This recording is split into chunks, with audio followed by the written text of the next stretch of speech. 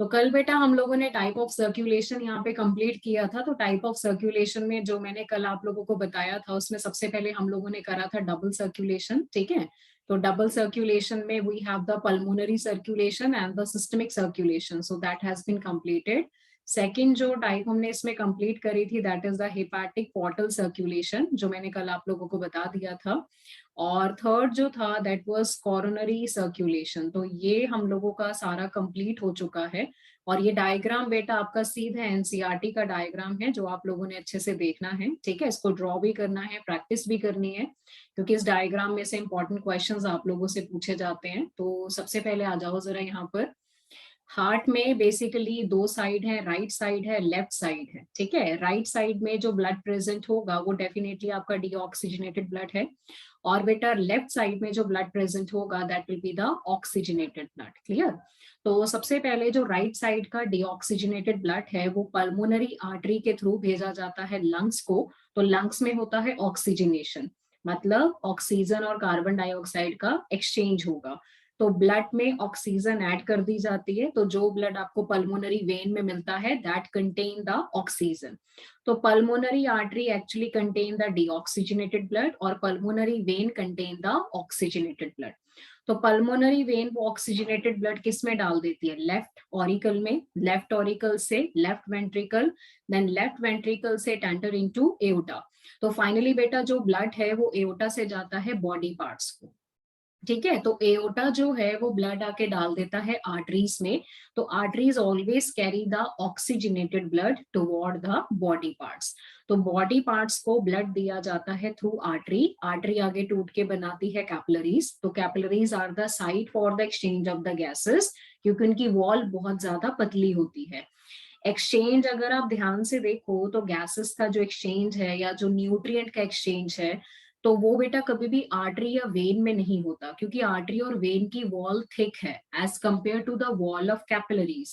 Capillaries का diameter बहुत कम होता है, मतलब पतली होती है, वॉल बहुत थिन होती है। So they are the basic site for the exchange of the gases और द मटेरियल।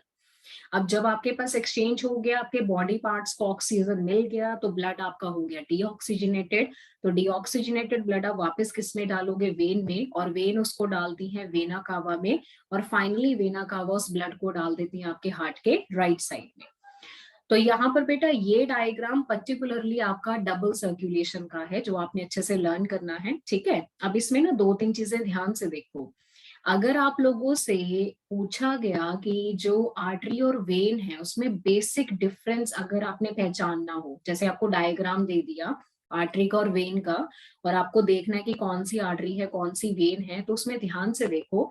आर्टरी का जो ल्यूमन है, ल्यूमन मतलब जो इंटरनल खाली स्पेस है, वो ल्यूमन बेटा यहाँ पर काफी नैरो है आपके पास, ठीक है, बहुत छोटा ल्यूमन है। और वेन के केस में जो ल्यूमन होगा वो काफी ब्रॉड है आपके पास। That is a basic difference. अगर आपको डायग्राम दिया जाता है और आपको आइडेंटिफाई करना पड़ता है कि कौन सा आर्टरी है कौन सा वेन है, तो look at the diagram very carefully. जिसका ल्यूमन नैरो होगा वो डेफिनेटली आर्टरी है, और जिसका ल्यूमन ब्रॉड है वो आपके पास वेन है। Point is clear. अभी ये तो बेटा हम लोगों ने करना था रिगार्डिंग द डबल सर्कुलेशन। अब हम चलते हैं हमारी बॉडी के नेटवर्क में जिसको नाम दिया जाता है ब्लड वेसल्स का नेटवर्क। क्लियर। अभी सबसे पहले हम चलते हैं ब्लड वेसल्स के नेटवर्क में। तो इस डायग्राम को ध्यान से देख लो। पहले मैं आपको नेटवर्क पूरा समझा देती हूँ। हमारी बॉडी में जो टाइप ऑफ सर्कुलेटरी सिस्टम है वो क्लोज्ड सर्कुलेटरी सिस्टम है। Now when we are saying the closed circulatory system, तो दैट मींस कि जो ब्लड होगा which it will flow in the blood vessels. Blood किस में फ्लो करेगा? ब्लड वेसल्स में। फ्रीली फ्लो नहीं करता है, तो ऐसे सिस्टम को क्या बोला जाता है? Closed circulatory system. तो आर्टरीज जो हैं they always carry the oxygenated blood except the pulmonary artery. Artery बेटा ऑर्गन के अंदर एंटर करती है और टूट के बनाती है आर्ट्रियोल, ठीक है। आर्ट्रियोल में भी कौन सा ब्लड होगा? ऑक्सीजनेटेड। आर्ट्रियोल फर्दर स्प्लिट हो जाता है कैपिलरी नेटवर्क में, जिनकी वॉल बहुत ज्यादा पतली है, जहां पर एक्चुअल एक्सचेंज होता है गैसेस का। कैपिलरीज आगे जाके ज्वाइन करके बनाती हैं वेन्यूल्स, एंड वेन्यूल ओपन करता है हमारे वेन में, and vein always carry the deoxygenated blood except the pulmonary vein. तो ये बेटा ब्लड वेसल का नेटवर्क है जो आपने ह्यूमन बॉडी के अंदर यहाँ पे देखना है, ठीक है। अब इसी का डायग्राम एक बार चेक कर लो। हार्ट से जो ऑक्सीजनेटेड ब्लड होगा वो बेसिकली डाला जाता है आर्टरी में, आर्टरी टूट के बनाती हैं आर्ट्रियोल, आर्ट्रियोल आगे जाके टूटती हैं कैपिलरीज में। तो यहाँ पर भी ऑक्सीजनेटेड ब्लड होगा, और कैपिलरीज में बेसिकली आप करोगे एक्सचेंज ऑफ गैसेस, ठीक है। और वेन्यूल में जो ब्लड प्रेजेंट है वो आपका डीऑक्सीजनेटेड है, इवन वेन में भी जो ब्लड प्रेजेंट है वो कैसा है, deoxygenated. So this is the network. अब इसमें से जो ये वाला हिस्सा होता है ना सारा, आर्ट्रियोल, कैपिलरी, वेन्यूल, ये हमेशा आपको बेटा ऑर्गन के अंदर नजर आता है, ये बाहर से नहीं दिखेगा आपको। बाहर से तो आपको इतना ही दिखेगा कि आर्टरी चली गई, वेन बाहर आ गई, ठीक है, that is the one thing. लेकिन अगर ये नेटवर्क की अगर हम बात करें ना, आर्ट्रियोल, कैपिलरी, वेन्यूल, ये नेटवर्क हमेशा आपको ऑर्गन के अंदर नजर आता है। Point is clear. अब इसके बाद अगर हम डायग्राम को ध्यान से देखें तो देखो ये दो डायग्राम आपको दिए हैं, ए डायग्राम, बी डायग्राम। दोनों डायग्राम्स को ध्यान से देखो। दोनों में आपने अगर आइडेंटिफाई करना है कि कौन सा ट्रांसफर सेक्शन आर्टरी का है और कौन सा ट्रांसफर सेक्शन वेन का है, तो लुक एट द ल्यूमन बेटा, ल्यूमन को केयरफुली ऑब्जर्व करो। जिस केस में ल्यूमन नैरो होगा वो डेफिनेटली आर्टरी है, क्योंकि आर्टरी का ल्यूमन हमेशा क्या होता है, नैरो होता है। So this is the transfer section of the artery. Point is clear. और जिसका ल्यूमन बेटा ब्रॉड होगा, ब्रॉड ल्यूमन, उसका हमेशा याद रखो वो किसका ट्रांसफर सेक्शन है, वेन का। तो vein are having broad lumen, arteries are having narrow lumen. This is how you can get the difference between the artery and the vein. इसे आप आइडेंटिफाई कर सकते हो, ठीक है। अब दूसरी बात ये है कि आर्टरी और वेन दोनों की जो वॉल है बेटा वो टोटल कितनी लेयर्स की बनी है, the wall is actually made up of total 3 layers. कितनी लेयर्स की बनी है, 3 लेयर्स की। तो सबसे बाहर वाली लेयर चेक करो। सबसे बाहर वाली लेयर हमारे पास है ट्यूनिका एक्सटर्ना। एक्सटर्ना का मतलब होता है एक्सटर्नल, मतलब जो सबसे बाहर वाली लेयर है, which is made up of connective tissue. फिर आता है ट्यूनिका मीडिया। मीडिया का मतलब होता है मिड, जो बीच में है। तो बीच वाली में कौन से मसल होते हैं, स्मूथ मसल, ठीक है, actually contain the smooth muscle. सबसे अंदर की तरफ जो होती है उसको ट्यूनिका इंटरना बोलते हैं, या इंटाइमा भी बोल सकते हैं। तो सबसे अंदर वाली को हमने नाम दिया है tunica intima, that is the internal layer. तो बेटा टोटल 3 लेयर हैं, outer tunica externa, middle tunica media. Media में कौन से मसल हैं, स्मूथ मसल। और सबसे अंदर की तरफ है tunica intima. Intima is actually made up of the 2 layers, ठीक है। एक उसमें आती है इलास्टिक मेम्ब्रेन, क्लियर, जो यहाँ पर है हमारे पास, this is the elastic membrane. और इलास्टिक मेम्ब्रेन के ऊपर single layer of squamous epithelium, जिसको बोला जाता है एंडोथेलियम। ये दोनों को मिला के हमारे पास क्या बनेगा, ट्यूनिका इंटाइमा, ठीक है। बीच में आपका ल्यूमन आ जाता है। तो आर्टरी के केस में ल्यूमन काफी नैरो है और वेन के केस में ल्यूमन काफी ब्रॉड है। ये क्लियर हो गया बेटा। अब दूसरी बात यहाँ पे ध्यान से देखो, अगर हम आर्टरीज की बात करें तो आर्टरीज के अंदर जो ब्लड का फ्लो होगा, it is under high pressure, blood flow under high pressure. अब क्योंकि बेटा ब्लड यहाँ पर अंडर हाई प्रेशर फ्लो करेगा तो ब्लड के बैक फ्लो के चांसेस बिल्कुल भी नहीं है, क्योंकि blood already under high pressure है, ठीक है। तो ब्लड बैकवर्ड फ्लो नहीं कर सकता। इसीलिए आर्टरी के केस में जो वेल्व्स हैं वो नहीं होते हैं, तो हमें वेल्व्स की जरूरत भी नहीं पड़ती है। लेकिन अगर मैं वेन की बात करूं तो वेन में जो ब्लड है वो अंडर लो प्रेशर फ्लो करता है, blood is under low pressure. अब अगर वेन में ब्लड अंडर लो प्रेशर है तो ब्लड बैक फ्लो भी कर सकता है ना। तो बैक फ्लो को रोकने के लिए वेन के केस में क्या प्रेजेंट होते हैं, वेल्व प्रेजेंट होते हैं, which prevent the back flow of the blood. So this is basically about the arteries and veins. Point is clear. अब मैं इसमें आपको थ्योरेटिकल पार्ट भी दिखा देती हूँ जो आप लोगों ने याद करना है। ये डिफरेंस बेटा ध्यान से चेक कर लो, सेम वही है, मैं वापस रिपीट कर रही हूँ।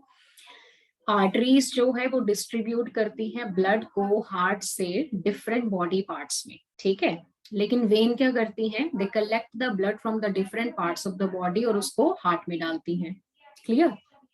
आर्टरी के केस में मीडिया काफी थिक है तो उसमें बहुत सारे मसल्स होते हैं। वेन के केस में मीडिया यानी कि जो मिडल लेयर है वो थिन है क्योंकि उसमें मसल फाइबर कम है। आर्टरी के केस में ट्यूनिका इंटरना की इलास्टिक मेम्ब्रेन काफी स्ट्रॉन्ग है, लेकिन वेन के केस में it is not that much strong. Arteries की वॉल काफी ज्यादा थिक और मस्क्यूलर है, वेन की जो वॉल है वो पतली और नॉन मस्क्यूलर है। आर्टरीज जो है वो कोलैप्स नहीं करती हैं क्योंकि उनकी वॉल बेटा काफी मोटी है। अब मैंने बोला ना आर्टरीज के अंदर जो ब्लड है वो अंडर हाई प्रेशर है, तो प्रेशर में ना कभी कभी आपको जर्क देखने को मिलता है। जर्क का मतलब होता है झटका, एकदम से प्रेशर बढ़ गया और एकदम से कम हो गया तो उससे क्या होता है, वॉल जो है वो टूट सकती है, कोलैप्स हो सकती है। लेकिन वो कोलैप्स नहीं होती, क्यों? क्योंकि इसकी वॉल काफी थिक है, मस्कुलर है और इलास्टिक है। लेकिन वेन के केस में बेटा वॉल जो है वो इतनी ज्यादा मस्कुलर या इलास्टिक नहीं है, तो वो कोलैप्स कर सकती है बिकॉज बहुत पतली है। ठीक है। आर्टरीज में क्योंकि ब्लड अंडर हाई प्रेशर है तो आपको वेल की जरूरत नहीं पड़ती है, लेकिन वेन्स में डेफिनेटली आपको वेल्स की जरूरत पड़ेगी because it prevent the back flow of the blood. Arteries में ब्लड अंडर हाई प्रेशर है, वेन में जो ब्लड होगा that will be under low pressure. Clear. Arteries always carry the oxygenated blood except the pulmonary artery, or veins always carry the deoxygenated blood except the pulmonary veins. अब इसी के साथ अगर मैं बेटा कैपिलरीज की बात करूं तो कैपिलरीज जो है वो काफी पतली है, नैरोएस्ट ब्लड वेसल, सबसे पतली ब्लड वेसल्स है जहां पर होता है exchange of gases and exchange of nutrient between the blood and the tissue. क्यों? क्योंकि इनकी वॉल एक ही लेयर की बनी है and that is only endothelium. सिर्फ इनकी वॉल एक ही लेयर की बनी है, दैट इज एंडोथीलियम। तो वॉल बहुत पतली है and these are very narrow. तो एक्चुअल में जो एक्सचेंज होता है किसी भी मटेरियल या गैसेस का, वो मैक्सिममली हमें कहाँ देखने को मिलता है? Only at the capillaries. Pointers clear बेटा? हाँ जी। ब्लड वेसल का नेटवर्क सभी बच्चों को क्लियर हो गया? Put the thumbs up on the screen if the arteries, vein structure and their difference capillaries is clear to everyone in the class बेटा। डन? ठीक है, चलो ये हो गया ब्लड वेसल्स का नेटवर्क यहाँ पर फिनिश। अब हम चलते हैं हमारे नेक्स्ट पार्ट में। नेक्स्ट पार्ट जो हम लोगों के पास आता है that is regarding the cardiac cycle. ठीक है, अभी हम लोग यहाँ पर किसकी बात करेंगे? कार्डियक साइकिल की। अब आ जाओ बेटा, दिस इज वेरी इंपॉर्टेंट और इसको ध्यान से सुनना है सभी बच्चों ने। सबसे पहले देखो, अगर हम कार्डियक साइकिल की बात करें तो हम बात करते हैं हार्ट की फंक्शनिंग की। कल आप लोगों ने हार्ट का स्ट्रक्चर पढ़ा था ना, तो अभी हम हार्ट के फंक्शनिंग की बात करते हैं कि हार्ट काम कैसे करता है। ठीक है, कार्डियक साइकिल में बेसिकली हम लोगों के पास क्या होता है? Regular contraction and relaxation of heart. जब हमारे हार्ट में रेगुलर कॉन्ट्रैक्शन एंड रिलैक्सेशन होगा तो that is known as the cardiac cycle. क्या बोला जाता है उसको? Cardiac cycle. कॉन्ट्रैक्शन के लिए जो हम टर्म यूज करते हैं that is known as the systole, और रिलैक्सेशन के लिए जो टर्म हम यहाँ पर यूज करेंगे that is known as the diastole. तो सिस्टोल का मतलब है कॉन्ट्रैक्शन और डायस्टोल का मतलब है रिलैक्सेशन। ठीक है, तो एक बारी सिस्टोल हुआ, एक बारी डायस्टोल हुआ, तो that will make one cardiac cycle. Point is clear? तो हमारे पास ऑल्टरनेट क्या होता है? Alternate systole and diastole. ठीक है, हार्ट कॉन्ट्रैक्ट करता है, हार्ट रिलैक्स करता है, so that will make the one cardiac cycle. Clear? तो बेटा एक कार्डियक साइकिल की ड्यूरेशन क्या रहती है? एक कार्डियक साइकिल की ड्यूरेशन हम लोगों के पास है 0.8 सेकेंड। कितनी है? 0.8 second. Clear? And due to the regular contraction and the relaxation of the heart, जो हार्ट है वो ब्लड को पंप आउट करेगा। और एक कार्डियक साइकिल का ड्यूरेशन मैंने कितना बताया? 0.8 सेकेंड। अब दूसरी बात यहाँ पर ये है बेटा कि हमारे पास जो एक कार्डियक साइकिल है, one cardiac cycle is equal to one heart beat. हमारे में जो एक हार्ट बीट बनती है ना, वन बीट बनती है, तो उसका मतलब ये होता है कि एक कार्डियक साइकिल कंप्लीट हो गया। ठीक है। अब आपको पता है कि 1 मिनट में हमारा जो हार्ट है वो कम से कम बेटा 72 टाइम्स बीट करता है। सो वी कैन से कि there are 72 heart beat in 1 minute. 1 minute में कितनी बीट्स होंगी? 72। तो 1 मिनट में हमारे हार्ट में कितने कार्डियक साइकिल ऑपरेट हो जाते हैं? 72 कार्डियक साइकिल, क्योंकि एक कार्डियक साइकिल का मतलब होता है 1 हार्ट बीट। तो अगर 1 मिनट में 72 बीट्स हैं तो 1 मिनट में 72 कार्डियक साइकिल होंगे। यानी कि 1 मिनट में कितनी डबल सर्कुलेशन आप परफॉर्म कर सकते हो? 72 double circulations can be performed in just 1 minute. तो 1 मिनट में 72 बीट्स हैं, जितनी बीट्स हैं उतने कार्डियक साइकिल हैं और उतनी ही आपकी डबल सर्कुलेशन है। ठीक है। तो हम क्या करते हैं, पूरे कार्डिक साइकिल को 3 पार्ट्स में डिवाइड कर देते हैं। The whole cardiac cycle can be divided into total 3 stages. सबसे पहली जो स्टेज आती है उसको नाम दिया जाता है एट्रियल सिस्टोल। एट्रियल सिस्टोल का मतलब क्या होगा? एट्रिया का कॉन्ट्रैक्शन। ठीक है। सेकंड हमारे पास आता है वेंट्रिकल सिस्टोल। वेंट्रिकल सिस्टोल का मतलब क्या होता है? वेंट्रिकल का कॉन्ट्रैक्शन। एंड तीसरी जो स्टेज आती है बेटा उसको हम लिखते हैं जॉइंट डायस्टोल। डायस्टोल का मतलब मैंने क्या बताया? रिलैक्सेशन। और जॉइंट का मतलब पूरा हार्ट, यानी कि पूरा का पूरा हार्ट क्या करेगा? रिलैक्स करेगा। ठीक है। तो ये है एट्रियल सिस्टोल। एट्रियल सिस्टोल चलता है for 0.1 second. This is ventricle systole 0.3 second. Clear. And this is joint diastole about 0.4 second. तो टोटल ड्यूरेशन कितना हो गया कार्डिक साइकिल का? 0.8 सेकेंड। Is it clear? अब बेटा ये जितनी भी स्टेजेस हैं इनको जरा हम वन बाय वन डिटेल में पिक कर लेते हैं। ठीक है। तो सबसे पहली जो स्टेज हम यहाँ पर पढ़ेंगे that is the atrial systole. तो सबसे पहले हम बात किसकी करते हैं? एट्रियल सिस्टोल की। अब आप इसको पहले समझ लो ध्यान से। एट्रियल सिस्टोल का मतलब होता है एट्रिया का कॉन्ट्रैक्शन। तो कॉन्ट्रैक्शन के लिए क्या होगा? कॉन्ट्रैक्शन के लिए जो हमारी एसए नोड है it will generate the stimulus और इम्पल्स। और वो स्टिमुलस पूरे एट्रिया में क्या हो गया? डिस्ट्रीब्यूट हो गया। तो इस वजह से हमारा जो एट्रिया है that will undergo contraction. Atria क्या करेगा? यहाँ पर कॉन्ट्रैक्ट करेगा। ठीक है। जब बेटा एट्रिया में कॉन्ट्रैक्शन होगा तो कॉन्ट्रैक्शन की वजह से वॉल्यूम जो है वो डिक्रीज हो जाएगा। वॉल्यूम डिक्रीज होगा तो वॉल्यूम डिक्रीज होने की वजह से प्रेशर बढ़ेगा। ठीक है। तो दैट मीन्स ये हुआ कि ये जैसे हमारे पास हार्ट है तो this part is right auricle, this part is left auricle, right ventricle, left ventricle. ठीक है। अभी आप देखो राइट ऑरिकल में जो ब्लड है वो डीऑक्सीजनेटेड है, समझ रहे हो? और लेफ्ट ऑरिकल में जो ब्लड है वो ऑक्सीजनेटेड है। दोनों तरफ ब्लड पड़ा है ना। Now what will happen? जब एट्रिया कॉन्ट्रैक्ट करेगा तो वॉल्यूम डिक्रीज होगा तो उससे प्रेशर बढ़ेगा, तो यानी कि ब्लड के ऊपर प्रेशर बढ़ेगा। तो हमारा जो ब्लड है वो फोर्सफुली मूव करेगा from the atria to the ventricle. हमारा ब्लड कहाँ से कहाँ चला गया?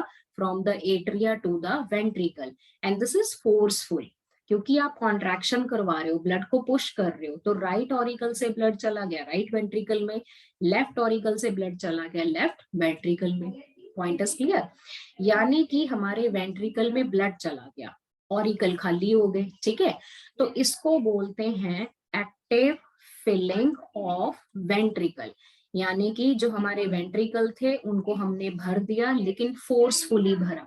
धक्का मारा ना अपने ब्लड को, ब्लड अपनी मर्जी से तो नहीं गया है, आपने उसको पुश करा है एक तरीके से। तो इससे हमारे वेंट्रिकल अबाउट 30% जो है वो फिल्ड हो जाते हैं ब्लड से। तो इसको नाम दिया जाता है एक्टिव फिलिंग ऑफ वेंट्रिकल, जिससे वेंट्रिकल कितने परसेंट फिल्ड हो जाते हैं? 30%। इतना क्लियर हो गया? बस पहले इतना क्लियर करो। Point is clear? हाँ जी बेटा, स्लाइड समझ में आ गई सब बच्चों को? Put the thumbs up on the screen.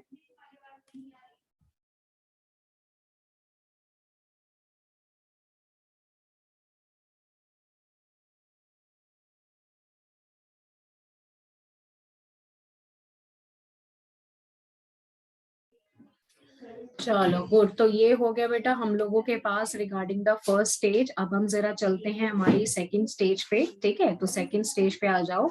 अब सेकंड स्टेज हम लोगों के पास कौन सी है बेटा? सेकंड स्टेज का नाम है यहाँ पर दैट इज वेंट्रिकल सिस्टोल, ठीक है? तो अब हम चलते हैं सेकंड स्टेज पे। सेकंड स्टेज आती है हमारे पास वेंट्रिकल सिस्टोल। तो वेंट्रिकल सिस्टोल का मतलब होता है कॉन्ट्रैक्शन ऑफ वेंट्रिकल, जो चलेगा अप्रोक्सीमेटली 0.3 सेकेंड तक। तो अब वेंट्रिकल सिस्टोल में हमारे जो वेंट्रिकल है वो कॉन्ट्रैक्ट करेंगे। कैसे करेंगे? जो इम्पल्स था वो एस नोड से गया एवी नोड पे, ठीक है? एवी नोड से वो चला गया बंडल ऑफ हिस में, याद है ना बेटा? तो बंडल ऑफ हिस से वो स्टिमुलस अल्टीमेटली कहाँ गया? पुरकिंजी फाइबर में, और पुरकिंजी फाइबर ने वो स्टिमुलस पूरा डिस्ट्रीब्यूट कर दिया आपके वेंट्रिकल में। अब मान के चलो ये हमारा हार्ट है और ये हमारा right ventricle, this is left ventricle.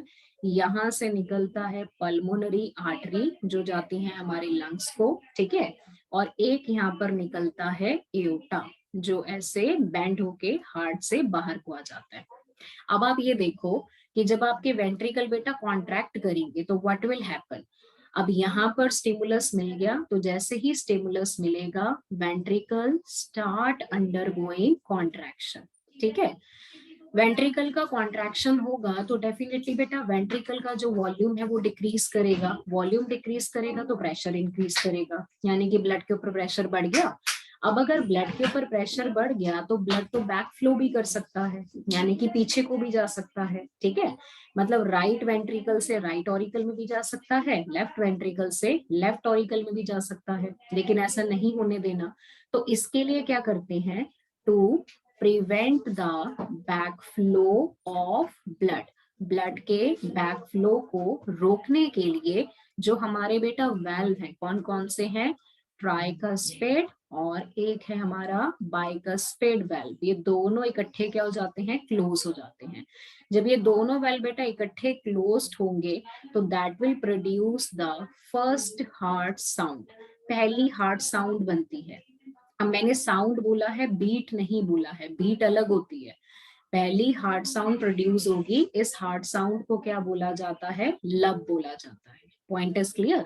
तो अगर पूछा गया कि पहली हार्ट साउंड कौन सी है, लब, कब प्रोड्यूस होती है? वेंट्रिकल सिस्टोल में। कैसे प्रोड्यूस होती है? जब आपके ट्राइकस्पिड और बाइकस्पिड इकट्ठे क्लोज हो जाते हैं ताकि ब्लड का बैक फ्लो ना हो सके। अब ये तो है कि देखो वेल्व तो हो गए बंद, यानी कि ब्लड अब पीछे तो नहीं जा सकता। तो अगर ब्लड पीछे नहीं जाएगा तो फिर आगे कोई जाएगा? तो आगे कहाँ जाएगा? राइट वेंट्रिकल से जाएगा पल्मोनरी आर्टरी में और लेफ्ट वेंट्रिकल से जाता है हमारे एओर्टा में, ऐसे जाएगा ना ब्लड। तो अल्टीमेटली जो भी ब्लड हमारे वेंट्रिकल में था रिस्पेक्टिव वेंट्रिकल्स में, ठीक है, वो ब्लड निकल के गया पल्मोनरी आर्टरी एंड एओर्टा, चला गया आपके पास। तो वेंट्रिकल से ब्लड निकल के बाहर चला गया, ठीक है? यहाँ पर वेंट्रिकल सिस्टोल हो गया खत्म और आपका जो ब्लड था वो हो गया पंप आउट, हार्ट से बाहर चला गया। क्लियर? अब बेटा लास्ट स्टेज में चलते हैं। लास्ट स्टेज आपके पास कौन सी आती है? Joint diastole. लास्ट स्टेज कौन सी है हमारे पास? Joint diastole. जॉइंट डायस्टोल कितनी देर तक चलेगा? 0.4 सेकेंड। तो 0.4 सेकेंड का एक ऐसा टाइम पीरियड है जब हमारा हार्ट क्या करेगा? रिलैक्स करेगा and there is no pumping of blood. Point is clear? अब ध्यान से देखो, जब ज्वाइंट डायस्टोल होगा तो हमारा पूरा का पूरा हार्ट क्या करता है? रिलैक्स करता है। होल हार्ट इज रिलैक्सिंग, ठीक है? अगर रिलैक्सेशन होगा तो मतलब जो हमारा एट्रिया है और जो हमारे वेंट्रिकल हैं ये दोनों क्या करेंगे? रिलैक्स करेंगे। तो इनके रिलैक्सेशन से क्या होगा? Volume increase. रिलैक्स करेंगे तो वॉल्यूम बढ़ेगा ना, ठीक है? और अगर वॉल्यूम बढ़ेगा तो प्रेशर क्या होगा? इनके रिलैक्सेशन से वॉल्यूम बढ़ रहा है आपका, तो प्रेशर यहाँ पर डिक्रीज कर जाएगा। प्रेशर क्या हो गया? डिक्रीज। अब प्रेशर डिक्रीज होगा तो क्या क्या चांसेस हैं? देखो, प्रेशर डिक्रीज होने का पहला चांस ये है कि पल्मोनरी आर्टरी से ब्लड जो है वापस वेंट्रिकल में जा सकता है। There can be a chance, ठीक है? क्योंकि पल्मोनरी आर्टरी में जो ब्लड है वो अंडर हाई प्रेशर है और वेंट्रिकल में प्रेशर गिर चुका है। तो blood can backward flow from the pulmonary artery into the ventricle, same होगा from aorta into the ventricle, यानी कि जो ब्लड आपने बाहर पंप किया है वो वापस हार्ट में भी आ सकता है, लेकिन वो हमने नहीं होने देना। तो हम क्या करेंगे, to prevent the back flow of blood, blood के बैक फ्लो को रोकने के लिए हम क्या करते हैं, दोनों सेमी ल्यूनर वेल्व्स, कल बताए थे ना मैंने कहाँ कहाँ पर होते हैं, दोनों सेमी ल्यूनर वेल्व्स क्या कर देंगे, क्लोज्ड कर देंगे। जैसे ये दोनों इकट्ठे क्लोज्ड होंगे तो हमारा सेकंड हार्ट साउंड प्रोड्यूस होगा, second heart sound, and that heart sound is known as the dub. क्या बोला जाता है इसको, डब। तो अगर पूछा गया सेकंड हार्ट साउंड कौन सा है तो डब है। कब प्रोड्यूस होगा, ज्वाइंट डायस्टोल में। कैसे होगा, जब दोनों सेमिलुनर वेल्व आपके इकट्ठे क्लोज्ड हो जाएंगे। अब जब दोनों वेल्व बेटा इकट्ठे क्लोज्ड हो गए तो अब आपका जो ब्लड है वो वापस हार्ट में तो नहीं आ सकता, तो वो हार्ट के बाहर है, तो हम उसको पल्मोनरी आर्टरी से भेज देते हैं लंग्स के पास, और एओर्टा से चला जाता है बॉडी पार्ट के पास। ठीक है, अब हार्ट के अंदर क्या होगा, हार्ट के अंदर जो वेंट्रिकल का वॉल्यूम है, वेंट्रिकल का वॉल्यूम है वो ज्यादा है as compare to the auricle. ठीक है, ऑरिकल के कंपैरिजन में वेंट्रिकल का वॉल्यूम ज्यादा है, क्योंकि वेंट्रिकल ज्यादा बड़े हैं ऑरिकल से। तो जहां वॉल्यूम ज्यादा होगा वहां प्रेशर ज्यादा गिरेगा, यानी कि ऑरिकल के कंपैरिजन में वेंट्रिकल में प्रेशर ज्यादा गिरेगा, है ना। तो अब क्या है यहाँ पर देखो, आपके पास ये हार्ट है, यहाँ पर दो चैम्बर है, this is the right auricle, this is the left auricle, this is the right ventricle, this is the left ventricle. अब यहाँ पर अगर मैं ध्यान से आपको बताऊं एक बात, तो देखो जरा, कंटिन्यूअसली राइट ऑरिकल में ब्लड आ रहा है, कौन सा ब्लड आता है, डीऑक्सीजनेटेड। लेफ्ट ऑरिकल में जो ब्लड आता है वो ऑक्सीजनेटेड है। ठीक है, नीचे से हमारा ये ट्राइकस्पिड है और यहाँ कौन सा है, बाइकस्पिड। अभी ये दोनों क्या पड़े हैं, बंद है, दोनों वाल्व क्या है, बंद है। अब दोनों बंद है, हार्ट रिलैक्स कर रहा है, तो दैट डजंट मीन कि एट्रिया में ब्लड नहीं है। एट्रिया में तो ब्लड आता रहेगा ना कॉन्टिन्यूसली, क्योंकि आप ब्रीथ भी तो कर रहे हो। ठीक है, अब वेंट्रिकल का वॉल्यूम ऑरिकल के वॉल्यूम से ज्यादा है, तो वेंट्रिकल में प्रेशर ज्यादा गिरेगा। जैसे ही वेंट्रिकल में प्रेशर गिरता है, ठीक है, प्रेशर डिक्रीज मोर इन वेंट्रिकल, वेंट्रिकल में प्रेशर क्या होगा, ज्यादा गिरेगा। तो उस वजह से जो हमारा ट्राइकस्पिड हो गया एंड बाइकस्पिड हो गया, ये दोनों वेल्व क्या हो जाते हैं, ओपन हो जाते हैं। Tricuspid and bicuspid become open, क्योंकि वेंट्रिकल में प्रेशर ज्यादा गिर जाता है तो दोनों खुल जाते हैं। जैसे ही दोनों वेल्व आपके खुल गए, ठीक है, तो मान के चलो कि हमारे ये दोनों वेल्व यहाँ पर खुल गए। तो जैसे ही बेटा दोनों वेल्व ओपन होंगे, इमीडिएट राइट ऑरिकल से ब्लड राइट वेंट्रिकल में, लेफ्ट ऑरिकल से ब्लड लेफ्ट वेंट्रिकल में, यानी कि ऑरिकल से ब्लड निकल के कहाँ चला गया, वेंट्रिकल में। लेकिन क्या इस ब्लड के लिए आपने कॉन्ट्रैक्शन किया, क्या इस ब्लड को आपने पुश किया, नहीं। ब्लड जो है वो पैसिवली फ्लो हुआ ना, तो इसको बोलते हैं पैसिव फिलिंग ऑफ वेंट्रिकल।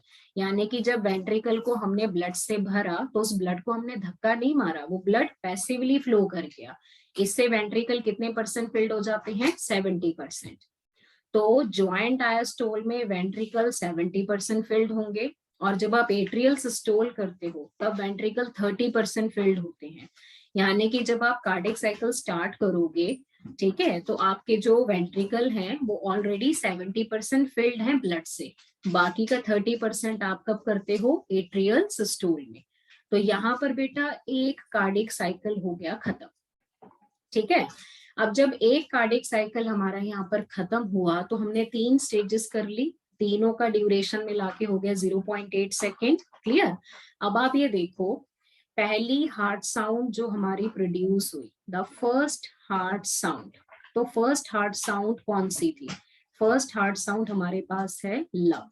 फिर हमारे पास आता है second heart sound, second heart sound कौन सी थी, डब। क्लियर, पता है ना कब होती है, ये वेंट्रिकल सिस्टोल में और ये ज्वाइंट डायस्टोल में। तो एक है फर्स्ट हार्ट साउंड लव, एक है सेकेंड हार्ट साउंड डब, दोनों को मिला के बनती है one heart beat. So one heartbeat is actually equal to the two sound. दोनों sound मिलके क्या बनाते हैं? One beat बनाते हैं. Clear? लब जो है वो ज्यादा loud है and longer duration की है. बस याद रखो L for लब, L for loud, L for longer duration. इसलिए वो ज्यादा prominently जो हमें सुनाई देती है ना, वो लब सुनाई देती है. डब जो है वो इसकी उल्टी है. डब जो है वो लेस लाउड है, धीमी है थोड़ी, ठीक है. And it is of shorter duration as compare to the lub. So this is the difference between the first heart sound and the second. Both together make the one heartbeat.